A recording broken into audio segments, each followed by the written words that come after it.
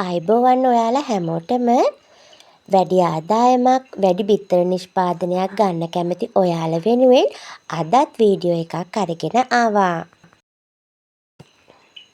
ඔයාගේ කුකුල් කොටුවට ගිහින් බලන්න පුදුම හිතෙයි. මේ සරල ස්වභාවික විසඳුම මගින් ඔයාගේ කිකිලියෝ ටිකත් හිතනවටත් වඩා බිත්තර දාන්න පටන් අරගෙන නිසා.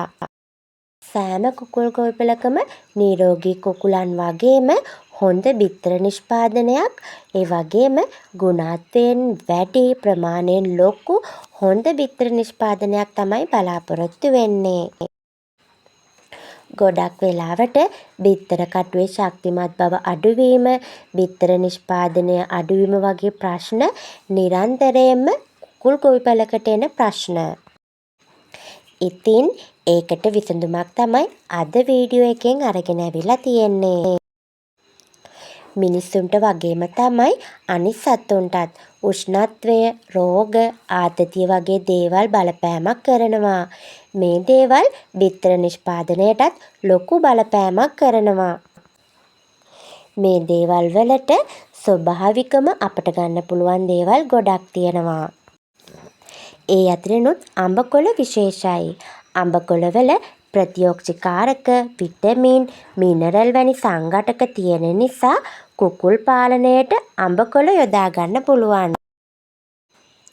ඉතින් මේ අඹකොළ අපිට කැමති විදිහකට හදාගෙන කුකුලන්ගේ කෑමට හරි කුකුලන්ගේ වතුර වලට හරි මිශ්‍ර කරලා දෙන්න පුළුවන්.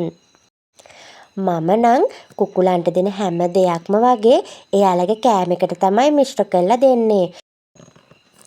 අඹකොළවල ශුද්ධජීවී නාශක අඩංගු නිසා වර්ධනයට වගේම සෞඛ්‍යයටත් ලොකු දායකත්වයක් ලැබෙනවා.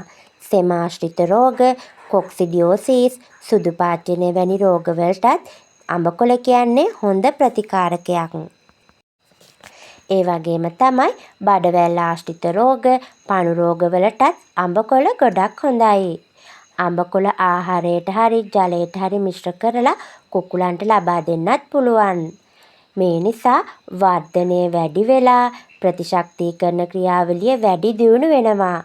ආතතිය අඩුවීම, යකඩ, සින්ක් වැනි අත්‍යවශ්‍ය පෝෂක පදාර්ථ ලැබීමෙන් කුකුලන් නිරෝගීමත් වෙනවා. මේ නිසාම නිරෝගී කුකුල් ගොවිපලක හොඳ බිත්තර නිෂ්පාදනයක් වගේම ප්‍රමාණයෙන් ලොකු බිත්තර අස්වැන්නක් ලබා ගන්න පුළුවන්. සතියකට දෙපාරක් මේ විදිහට අඹකොළ ඔයාලගේ කුකුලන්ටත් දීලා බලන්න.